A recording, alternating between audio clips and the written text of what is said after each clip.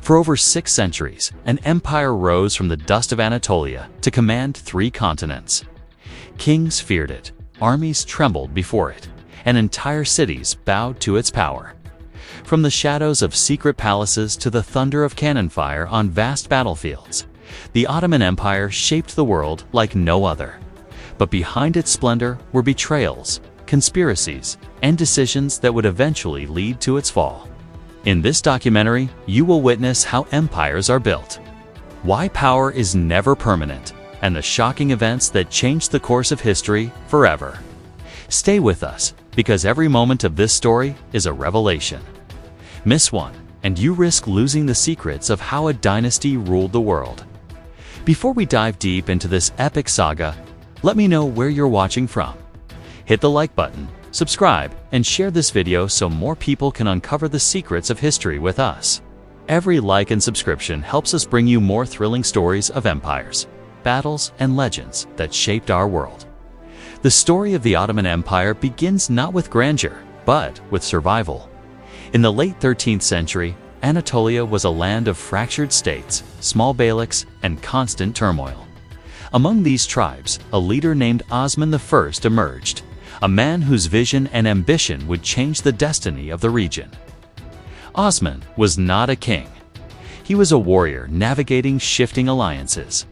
He understood the delicate balance between diplomacy and force. With every victory against rival tribes, his reputation grew. Soldiers, merchants, and villagers alike began to rally under his banner, not just for security, but for the promise of something greater. Osman's conquests were strategic, deliberate, and ruthless.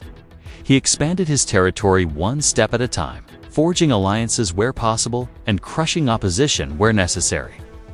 It was in these early battles that the Ottoman military ethos began to form a mix of discipline, loyalty, and unmatched flexibility on the battlefield. By the early 14th century, Osman's son Orhan inherited not just land, but ambition. Under Orhan, the Ottomans transformed from a local power into a regional force capable of challenging the Byzantine Empire. Orhan established the foundations of governance, taxation, and administration that would endure for centuries. One of the empire's most powerful innovations came in the form of the Janissaries, elite soldiers recruited from conquered populations, trained from youth, loyal to the Sultan alone, and armed with advanced military techniques. The Janissaries became the backbone of Ottoman power. They were not just soldiers, they were symbols of the empire's ability to integrate strength, strategy, and loyalty into a single, unstoppable force. At the same time, the Ottomans mastered siege warfare, understanding that walls and fortresses, no matter how strong, were vulnerable to ingenuity and persistence. Each conquest, each fortress taken, expanded not just territory, but influence, and sent a clear message to Europe and Asia. The Ottomans were rising. Few events in history capture the imagination like the fall of Constantinople in 1453. The Byzantine capital had stood for over 1,000 years, a symbol of Christian power and Roman legacy. But the Ottomans, under Mehmed II, the conqueror, were unstoppable. Mehmed did what many thought impossible. He combined cutting-edge artillery with meticulous planning, psychological warfare, and strategic patience. The massive cannons bombarded walls that had withstood centuries. Ships were dragged over land to bypass naval blockades. Every move was calculated, every action deliberate. When the walls finally fell, the city did not just surrender, transformed. Constantinople became Istanbul, the heart of an empire, a center of trade, culture, and power. This victory sent shockwaves across Europe. Kings and popes had underestimated the Ottomans, and now the world would pay attention. The Ottomans were not just conquerors, they were state builders. Every territory was integrated through administration, law, and culture. Religion played a role, yes, but it was also politics, economics, and infrastructure that made the empire sustainable. The palace at Topkapi became the nerve center of power. Here, sultans controlled vast lands, managed complex bureaucracies, and navigated intrigue. every court decision could alter the fate of thousands. Ministers, viziers, and advisors worked in a constant dance of loyalty, strategy, and survival. The stakes were life and death, not just for leaders, but for entire populations. Every sultan had to prove themselves. Weak rulers were overthrown, assassinated, or sidelined. Strong rulers expanded the empire, innovated in law, and commanded loyalty through respect, fear, and vision. This was the secret of Ottoman endurance, a system that rewarded talent, punished failure, and adapted to changing circumstances faster than Europe could react. By the 16th century, the Ottomans had become a superpower. Suleiman the Magnificent epitomized the empire's zenith. He was a master of war and diplomacy, a ruler whose influence extended across the Mediterranean into Eastern Europe, the Middle East, and North Africa. Suleiman's campaigns were legendary. Cities fell not just through brute force, but through cunning strategy. Alliances were manipulated, enemies divided, and the empire's borders expanded with precision. But Suleiman was not just a warrior, he was a lawgiver. The Ottoman legal code standardized governance across cultures and regions, creating unity across diversity. Under Suleiman, Istanbul became a hub of culture, art, architecture, and learning. The Hagia Sophia was transformed. Mosques rose, markets thrived, and the city became a symbol of wealth and power unmatched in the contemporary world. Europe watched nervously. Venice, Austria, Hungary, they all knew that the Ottoman Empire was no ordinary state. Its armies, bureaucracy, and sultans had changed the rules of power forever.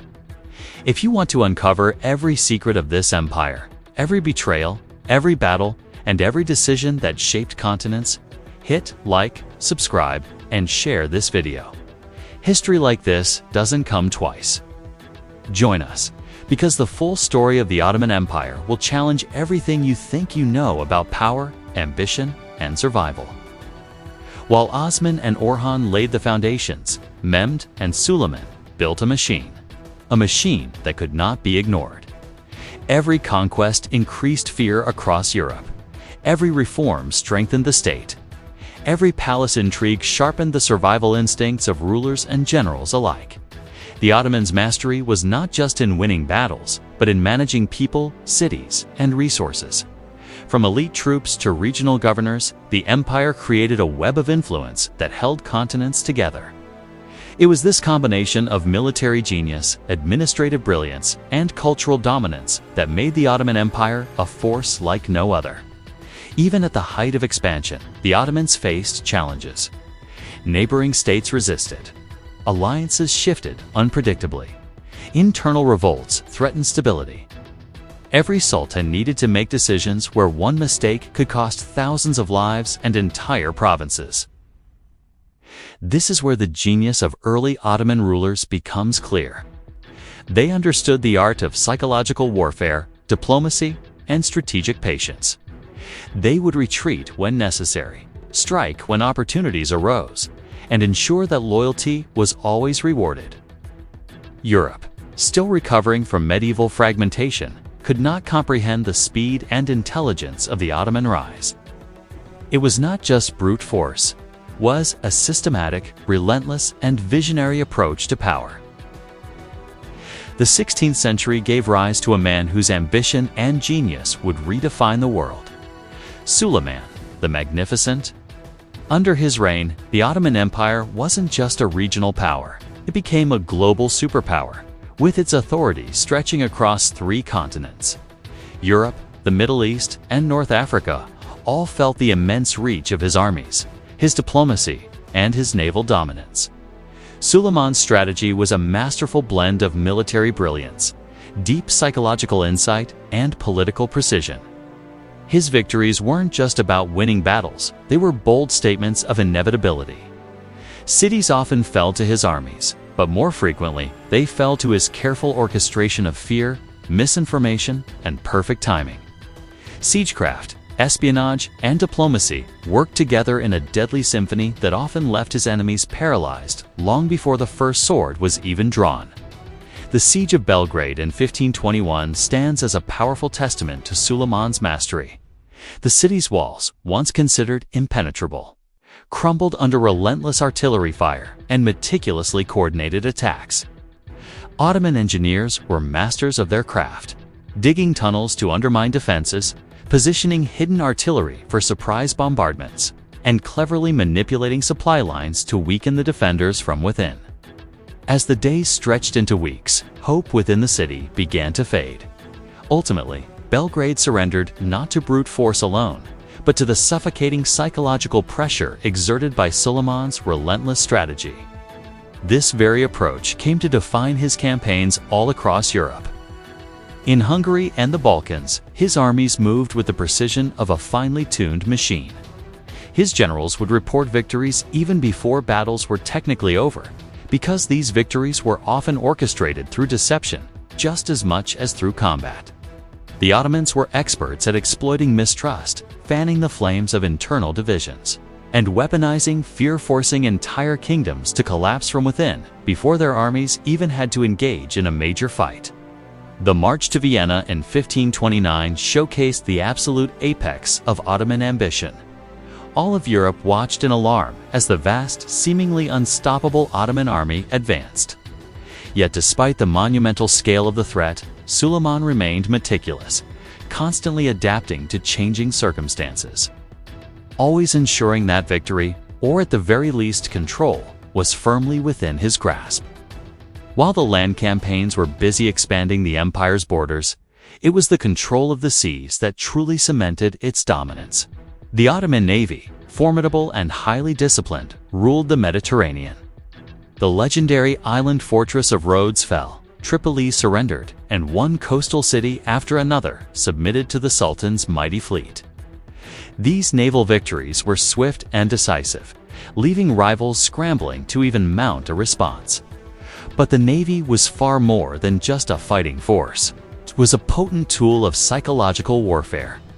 Merchants, rulers, and rival admirals learned to fear the sight of the crescent flag long before it ever appeared on the horizon. The Ottoman fleet patrolled the most vital trade routes, blocked enemies' access to critical ports, and projected the Sultan's influence far beyond the shores of Istanbul. Every port that fell didn't just expand territory. It strengthened Suleiman's grip on global commerce and diplomacy, making the empire appear omnipresent and utterly invincible. While armies marched across continents and navies ruled the seas, the true soul of the empire beat within the walls of Topkapi Palace. Here, breathtaking opulence masked a hidden world of intense intrigue and constant danger. Ministers, generals, and concubines all maneuvered for position, each trying to shape the Sultan's decisions.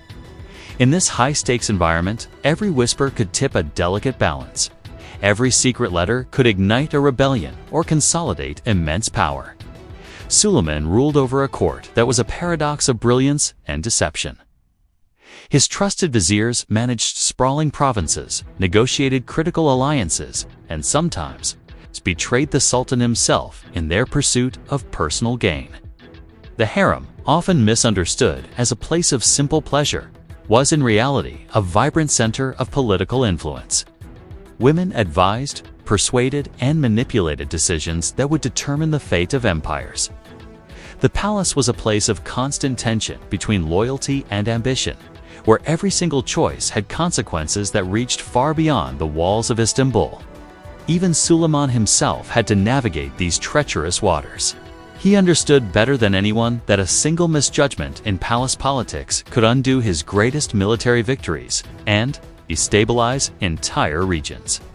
The art of ruling, he knew, was not only military but psychological, commanding respect, instilling a healthy dose of fear, and masterfully orchestrating loyalty across thousands of miles. But Suleiman was also a great reformer. While his generals were out conquering new lands, he was busy back home, codifying laws, standardizing governance, and creating a sophisticated bureaucracy capable of maintaining control over a vast and incredibly diverse empire. Provinces were managed with remarkable precision. Tax systems were enforced fairly, disputes were adjudicated, and local customs were respected, all designed to create stability and foster loyalty among his subjects. Cities under Ottoman rule flourished. Istanbul, his capital, became a glittering hub of trade, learning, and culture. Architectural marvels like grand mosques, sturdy bridges, and magnificent palaces symbolized not only the empire's immense wealth, but also its vision and its sense of order. Yet, beneath this veneer of prosperity, tension always simmered. Governors were constantly tempted by corruption. Soldiers expected their rewards for service. Ministers schemed for more influence. Every success the empire achieved required constant, unwavering vigilance. Even at its absolute peak, the empire faced shocking twists. Generals would sometimes defect to the enemy. Provinces would unexpectedly revolt. Diplomats plotted in the shadows of foreign courts. A single unforeseen failure had the potential to cascade into a widespread disaster. Yet Suleiman's genius lay in his ability to anticipate these threats. He employed a network of spies, spread targeted misinformation, and carefully manipulated alliances to maintain his tight grip on control. In one famous campaign, a fortified city appeared fully prepared to repel the Ottoman siege. Then, suddenly, its gates opened from within. This wasn't a case of simple betrayal, but the result of carefully applied psychological pressure. The city's citizens and soldiers alike had been systematically persuaded that any resistance was utterly futile. Cities surrendered with minimal bloodshed victories that seemed almost magical, but were in fact the product of meticulous planning, keen insight, and sheer audacity.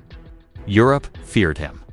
The great powers of the Davinus, Austria, and Hungary all learned the hard way that Ottoman power wasn't just military might. To a systematic, it was strategic, and it felt unstoppable. Every siege, every negotiation, and every military maneuver only strengthened the empire's powerful aura, making Suleiman's dominance feel truly inevitable. But it's crucial to remember the human element behind these grand achievements. The empire's success was built on human effort, sacrifice, and fear. Soldiers marched for months on end, facing disease, hunger, and the brutalities of relentless campaigns. Civilians lived their lives under the constant shadow of war and the strictures of governance. In this world, loyalty was a means of survival, and ambition was a deadly game. Even victorious generals lived with the knowledge that they could be executed for a single failure or act of disobedience. This constant interplay of fear and power defined the Ottoman system. It's what allowed the empire to expand across continents, survive vicious internal rivalries, and dominate rivals who foolishly underestimated its cohesion. The empire's brilliance lay not just in conquest, but in its unique capacity to manipulate human behavior at every single level of society. Yet, even during Suleiman's glorious reign, the first cracks began to appear. Looming succession crises, creeping internal corruption, and growing external threats all hinted at the challenges that lay ahead. The empire's very success created immense pressures that would eventually test its resilience to the breaking point. Provinces demanded more attention, armies required constant and massive funding, and the powers of Europe, now fully awakened to the threat, began to plot against a force they could not ignore. But for now, the Ottomans stood at the undisputed height of their power, their reach unrivaled, their influence unchallenged. The Golden Age had arrived, a period defined by brilliance, suspense, and calculated dominance. But as history always reminds us, even the mightiest of powers cannot escape the slow, inexorable tests of time, ambition, and human frailty. By the late 16th century, the once unstoppable Ottoman Empire began to face challenges that no army or navy could easily conquer. The Golden Age under Suleiman the Magnificent had established the empire as a global superpower, but even the most brilliant power carries a cost. The Sultanate, military, and administration were stretched thin across 3 continents. Every province, city, and fortress demanded attention. Yet the vast distances and slow communication created gaps in control. It was in these very gaps that rebellion, corruption, and unrest began to fester. The systems that had once forged stability now exposed deep vulnerabilities. Success had bred complacency in some, and greed in others. Once loyal generals started questioning authority, governors saw opportunities to exploit their provinces, and ministers maneuvered for influence rather than service. The janissaries, the elite infantry that had been the empire's backbone, became politicized and increasingly difficult to control. Meanwhile, the empire's enemy Zuro, Persia, and local rivals watched closely, learning from Ottoman strategies while exploiting its growing weaknesses. The threat was no longer just military. It was political, psychological, and systemic. Economic pressures mounted as global trade routes shifted. European powers, navigating new oceans, began bypassing the traditional pathways that the Ottomans controlled. The immense wealth that had fueled armies, built cities, and decorated palaces started to waver. Inflation, mismanagement of resources, and an over-reliance on conquered lands created crippling economic instability. At the same time, internal dissent simmered. Provinces resented heavy taxation, soldiers demanded their pay, and the general populace grew restless. The empire's leaders struggled to maintain control over a sprawling, diverse population. The delicate balance of fear and loyalty that had sustained the empire for decades began to falter. The empire's military supremacy faced new tests. European armies, becoming more organized and better equipped, began to challenge Ottoman dominance. Naval defeats in the Mediterranean weakened control over vital trade routes. Key fortresses fell to European powers, exposing vulnerabilities that had been hidden for centuries. The Battle of Lepanto in 1571 marked a significant turning point. The Ottoman fleet, once unrivaled, suffered a catastrophic defeat at the hands of a European coalition. Though the empire impressively rebuilt its navy, the psychological blow was profound. Europe now recognized that the empire could be challenged, setting the stage for decades of tension and conflict. While battles raged on its borders, intrigue intensified within the palace walls. Succession disputes became deadly, often resolved through assassinations, imprisonment, or forced exile. The Sultan's authority, once absolute, was increasingly questioned by ambitious courtiers and powerful military leaders. The harem, once a center of strategic influence, transformed into a breeding ground for factional rivalry. Advisors leveraged their proximity to power, manipulating young sultans, influencing policy, and sometimes steering the empire toward decisions that favored personal gain over the state's well-being. Every council meeting, every decree, and every appointment carried the weight of potential disaster. Ordinary citizens felt the impact of this decline long before the palace or the battlefield did. Taxes rose sharply to fund ongoing military campaigns and administrative needs. Social unrest occasionally erupted into open rebellion. Families watched as the trusted generals, governors, and local leaders who had once guaranteed their safety passed from the scene. Despite this turmoil, culture and art persisted. Magnificent mosques, palaces, and bustling markets continued to flourish, evidence that the empire still possessed immense wealth and sophistication. But beneath this glittering surface, a slow and steady erosion of centralized control was underway. Europe's rise presented a formidable challenge. The Holy Roman Empire, Spain and Venice adapted to Ottoman tactics, learning from centuries of Ottoman expansion. Technological advancements in artillery and naval warfare began to level the playing field. The empire faced constant pressure on multiple fronts. Northern Europe resisted Ottoman influence. Persia contested control in the east, and Mediterranean powers challenged its naval dominance. Each battle and treaty became a high-stakes negotiation for survival. The empire could no longer rely on the fear and reputation it had cultivated during its golden age.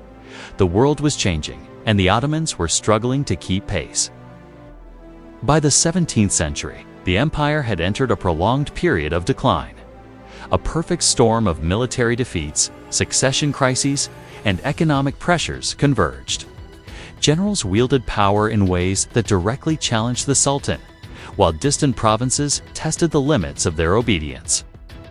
The empire was still vast, but its control was becoming tenuous. Attempts at reform were met with fierce resistance.